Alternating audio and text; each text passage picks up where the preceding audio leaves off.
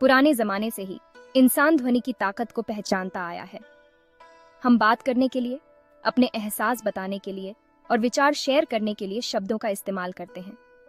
लेकिन कुछ ध्वनियां बहुत गहरी होती हैं।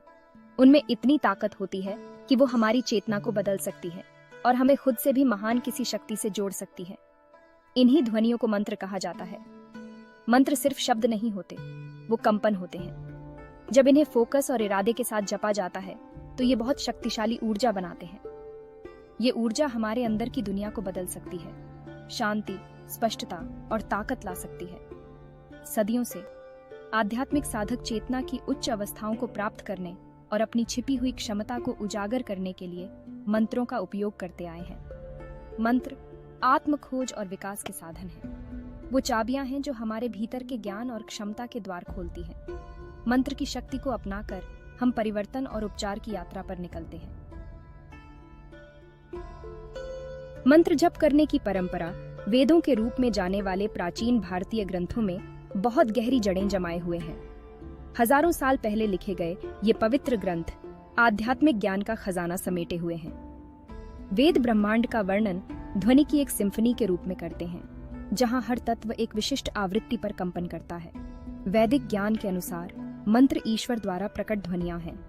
वो ब्रह्मांड का और उसके अंतर्निहित सिद्धांतों का सार अपने अंदर समेटे हुए हैं। इन पवित्र अक्षरों का जाप करके हम खुद को ब्रह्मांडीय सामंजस्य के साथ जोड़ते हैं और उसकी असीम ऊर्जा का उपयोग करते हैं।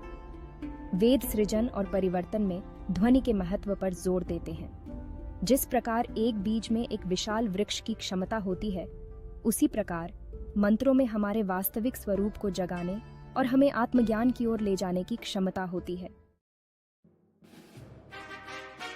वैदिक परंपरा में अनगिनत मंत्रों में एं नमः शिवाय सबसे शक्तिशाली और पूजनीय मंत्रों में से एक है। यह मंत्र शिव का आह्वान है, जो एक ऐसे देवता हैं जो परिवर्तन, विनाश और सृजन का प्रतिनिधित्व करते हैं। शिव को अक्सर ध्यान में लीन एक योगी के रूप में दर्शाया जाता है, जो मन और इंद्रियों पर उनकी महारत का प्रतीक है।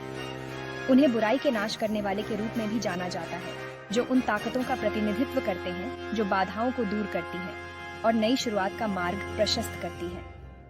शिव का नृत्य, जिसे टंदावा के रूप में जाना जाता है, सृजन और विनाश के चक्रीय स्वरूप का प्रतिनिधित्व करता है।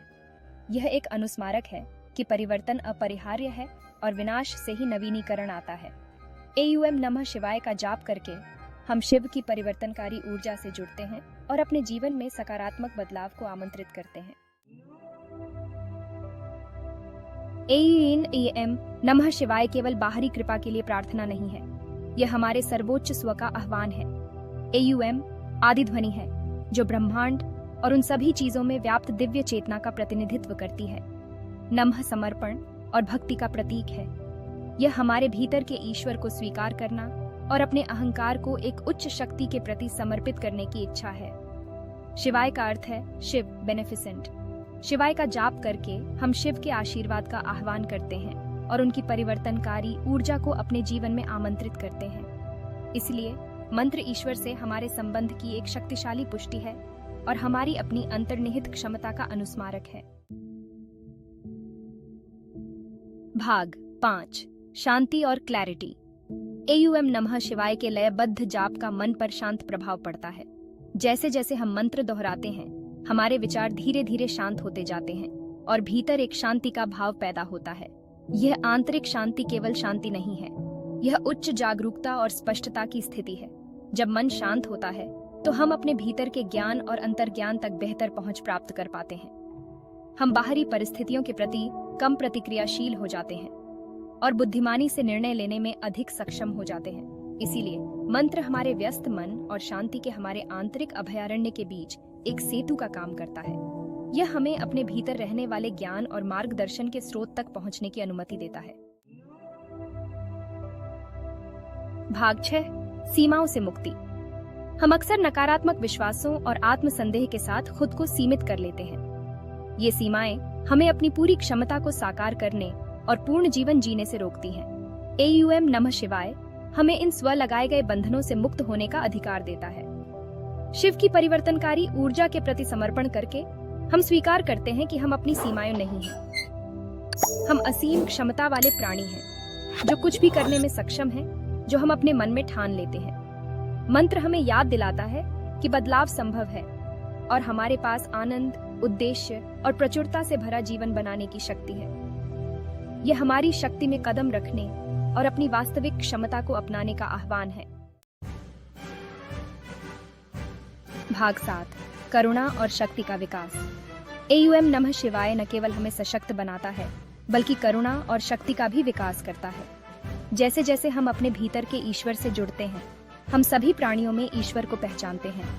हम अपने और दूसरों के प्रति अधिक समझदार, क्षमाशील और दयालु बनते हैं। यह करुणा कमजोरी नहीं है, यह अपार शक्ति का स्रोत है। यह हमें जीवन की चुनौतियों को अनुग्रह और लचीलापन के साथ नेविगेट करने की अनुमति देता है।